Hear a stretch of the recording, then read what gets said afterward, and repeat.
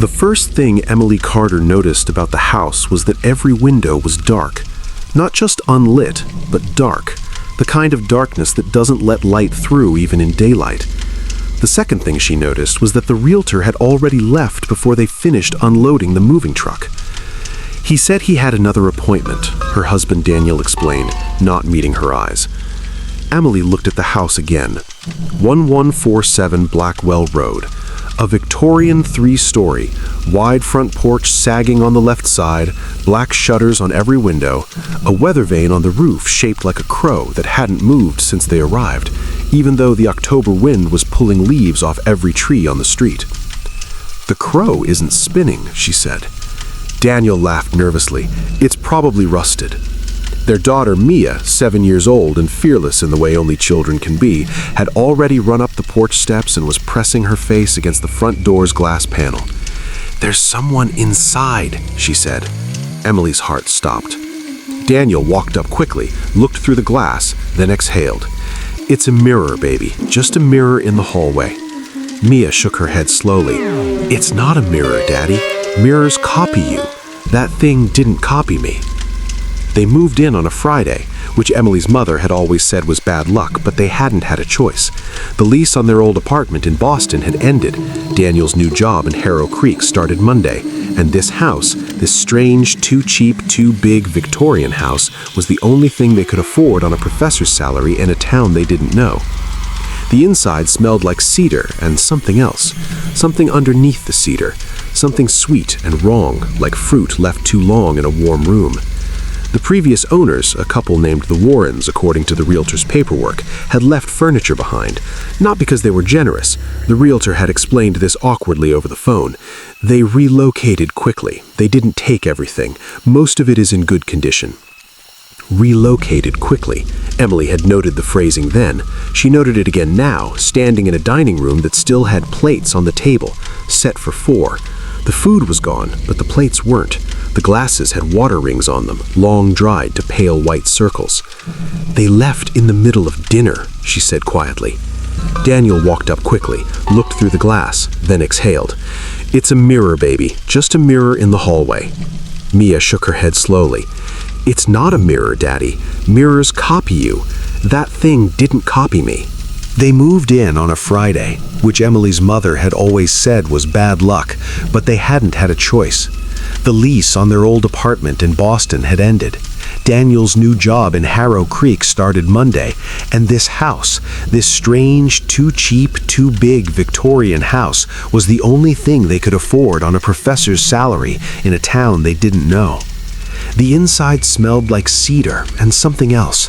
Something underneath the cedar, something sweet and wrong, like fruit left too long in a warm room.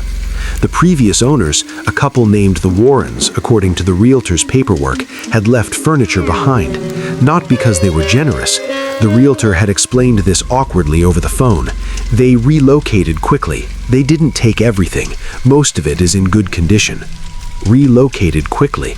Emily had noted the phrasing then. She noted it again now, standing in a dining room that still had plates on the table, set for 4. The food was gone, but the plates weren't. The glasses had water rings on them, long dried to pale white circles. "They left in the middle of dinner," she said quietly. Daniel was already in the kitchen checking the faucets. "What?" She didn't repeat it. That night, after Mia was asleep and Daniel had passed out on the couch surrounded by half-unpacked boxes, Emily sat alone in the kitchen with a cup of tea she didn't drink and listened to the house. Every house has a sound. Their old apartment in Boston had traffic, thin walls, the couple upstairs who argued about money every Thursday night. Those sounds had been annoying, but they had been human. This house had a sound too. It breathed. Not literally. Emily told herself that, firmly, more than once. Old houses settle. They contract in the cold. Wood shifts, pipes groan. She knew this. She was a rational person. She had a master's degree in architecture, for God's sake. She understood buildings. But the sound she heard was not settling. It was rhythmic, in and out, slow and deep, like something enormous asleep in the walls. She put down her tea. In the hallway, the large mirror the realtor had described as original to the house, early 1900s, quite valuable, was mounted on the wall directly across from the kitchen door. From where Emily sat, she could see herself in it, her reflection pale under the kitchen fluorescence, dark circles under her eyes, hair loose around her shoulders. She watched her reflection for a long moment. Then the reflection blinked, half a second before Emily did. The things that happen in the walls. She didn't tell Daniel about the mirror. She told herself it was a trick of the light, a delay in perception caused by tiredness and stress and the 2 glasses of wine she'd had with dinner. She was exhausted. They all were. Moving was traumatic under the best circumstances, and these were not the best circumstances. She did not tell Daniel. She told herself she was being reasonable. Saturday passed. They unpacked. Mia explored every room with the methodical seriousness of a small scientist, narrating her findings like a nature documentary. "This is the room with the window that doesn't open," she reported, standing in the second-floor bedroom at the end of the hall, the one with faded yellow wallpaper printed with roses that had faded to the color of old teeth. "I tried 4 times. "That's okay, sweetheart. We'll have someone look at it," Emily said. "There's writing behind the radiator." Emily stopped folding sheets. "What kind of writing?" Mia had already moved on, was examining a crack in the ceiling. "Words," she said simply. Emily crouched behind the old cast-iron radiator in the corner and used her phone's flashlight. The writing was in pencil, cramped and small, low on the baseboard as if written by someone lying on the floor or someone very small. "Do not go into the cellar after dark. Do not speak to the one in the mirror. Do not let it learn your name." The pencil lines were shaky. The handwriting looked like a child's. "Kids write things," Daniel said that evening. He was examining the baseboard himself, frowning. "It's old, probably from decades ago. Kids play games. They write things. It's a warning, Daniel. It's a child's game."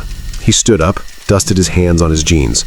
"Someone played haunted house in a room with a radiator. Emily, come on. You're reading into things because you're stressed. You don't think it's strange that the previous owners left in the middle of dinner? I think we don't actually know what happened. The realtor said, the realtor left before we finished unloading." A silence. "We can't afford to move again," Daniel said. His voice was quiet and tired and honest, and Emily hated him a little bit for that honesty in that moment, because it was true, and it closed every door. She went to check on Mia. Mia was sitting on her bed in the dark, knees pulled up, staring at the wall. "Mia, why are you sitting in the dark?" "I'm listening," Mia said. "To what?" A long pause. "It knows we're here now," Mia said. "It was sleeping before. It woke up when we turned on the lights." Emily turned on the bedside lamp. Mia squinted, annoyed. In the lamplight, she looked completely ordinary, a small girl with braids and a missing front tooth and a dinosaur pajama top. "Who woke up, baby?" Emily asked, keeping her voice very steady. Mia pointed at the wall. The cellar door was in the kitchen, set into the floor, a heavy wooden hatch with a black iron ring handle. Emily had opened it the first day, shone a flashlight down into the dark, seen stone steps and stone walls and shelves of old mason jars, and closed it again. Normal cellar, old house, nothing unusual. She went back to it at 2 in the morning on Saturday night, when the house was quiet and Daniel was snoring and she couldn't sleep. She stood over the hatch for a long time without opening it. The smell was stronger here, that sweet, wrong, overripe smell, coming up through the seams of the hatch door like breath. Do not go into the cellar after dark. She took hold of the iron ring. From below, muffled by the wood but unmistakable, came a sound. A knock, 3 times, slow and deliberate. Knock, knock, knock. Emily let go of the ring and stepped back. Her heel caught the leg of the kitchen table. She grabbed the counter to steady herself. Her heartbeat was enormous in her ears. Silence from below. Then, very softly, a voice, coming up through the floorboards, formless with distance, shaped just enough to be understood. It said her name. What lives in the dark. She did not sleep that night. By morning, she had convinced herself, almost, that she'd imagined the voice, the knock. A water pipe, an animal in the foundation. Raccoons got into old houses, didn't they? Possums. Something ordinary and explainable. She did not open the cellar door. Sunday, Daniel drove into town to find a hardware store. Mia sat at the kitchen table drawing, which she always did when something was bothering her. Emily looked over her daughter's shoulder and felt the kitchen go cold. Mia had drawn the house. Accurate. The 3 stories, the sagging porch, the crow weather vane. But in each window, she had drawn a face. Not their family's faces. Different faces, staring out. In the attic window, a face that was just eyes and a mouth. No nose, no other features, just 2 dark circles and a wide, dark smile. Mia, who are these people in the windows? Mia kept drawing. They're the ones who were here before us. The family that used to live here? Not just them. Mia added another face to the second floor window. All of them. They all stayed.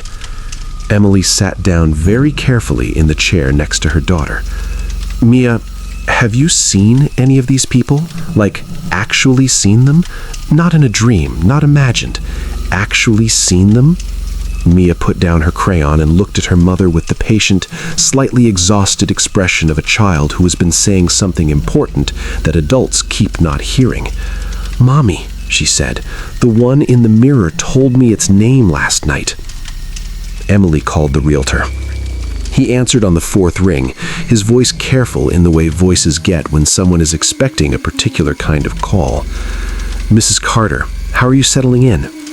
What happened to the Warrens, the previous owners? What actually happened to them? A long pause. They relocated. Mr. Hendricks, she kept her voice flat and precise. There were plates on the dining room table, set for 4 people. Whoever lived here left in the middle of a meal. I want to know what happened. Another pause, longer. The Warrens had 2 children, he said finally, a boy, 9, and a girl, 6.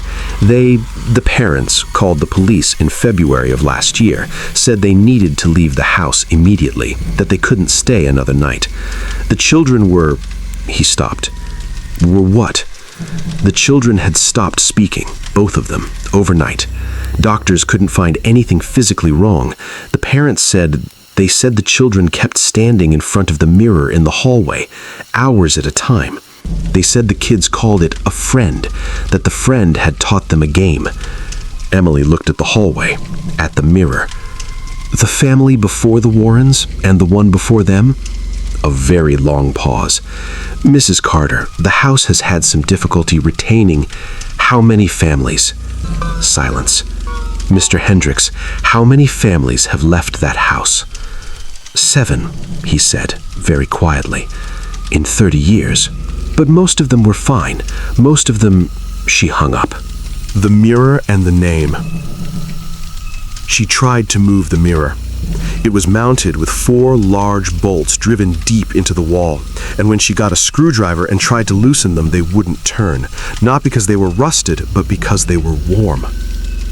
Warm to the touch, all 4 of them, as if something on the other side of the wall was pressing against them with its hands. She draped a bed sheet over the mirror. By the time she'd gone to the kitchen and come back, the sheet was on the floor. She draped it again, stood back, watched. Nothing happened. The sheet stayed. She exhaled. She went to get her phone to call Daniel, and when she looked back, the sheet was on the floor again. The mirror was uncovered, and in the mirror, her reflection stood normally, except it was smiling. Emily was not smiling. She stared at her reflection. Her reflection stared back, still smiling, perfectly, horribly still, while Emily stood rigid with her hand pressed to her mouth. She took a step backward. Her reflection took a step forward. She got Mia from the kitchen. She did not explain. She grabbed her daughter's hand and walked her to the front door and opened it and sat down on the porch steps in the cold October afternoon and called Daniel 6 times until he picked up. "Come home," she said. "Now. Don't stop anywhere. Come straight home." He heard something in her voice. He came. She sat on the porch with Mia, who was uncharacteristically quiet, who kept looking back at the front door with the expression of a child waiting for something. "Mia," Emily kept her voice very low. "What's the name? The name the one in the mirror told you?" Mia shook her head. "Baby, I need to know." "It said not to tell." Mia's voice was small. "It said if I told, it would have to come out." Emily stared at her daughter. "Come out? Of the mirror?" Mia nodded. "Where would it go?" Mia looked at her with 7-year-old eyes that were seeing something Emily couldn't see and had never wanted to see. "Into whoever said the name," she whispered. Daniel arrived. Emily told him everything on the porch, quickly, watching his face move through disbelief and frustration and something like fear. She told him about the voice in the cellar, the reflection that moved wrong, the children from the other families who had stopped speaking. "We need to leave," she said. "Emily, today, we're not sleeping here tonight." He opened his mouth, closed it, looked at Mia, who was sitting very still, watching the front door. "Okay," he said quietly. "Okay, we'll go to a hotel. We'll figure it out from there." They went inside to get their important things, documents, medications, chargers, things that couldn't be left. Emily went upstairs. Daniel went to the kitchen for the car keys he'd left on the counter. She heard him call out, not screaming, not yet, but the strangled sound of someone who has seen something and has not yet decided how afraid to be. She ran downstairs. He was standing in the kitchen, very still, staring at the cellar hatch. It was open.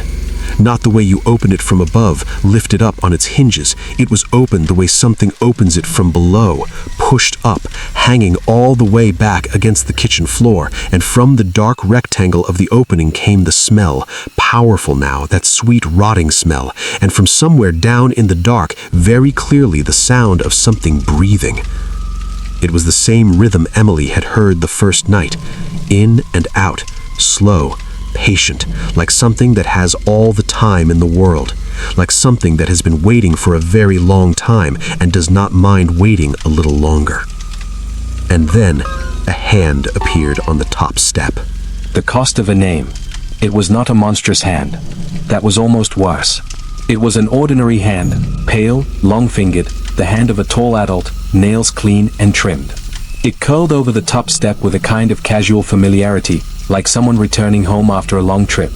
Daniel grabbed Emily's arm. They backed toward the kitchen door to the hallway.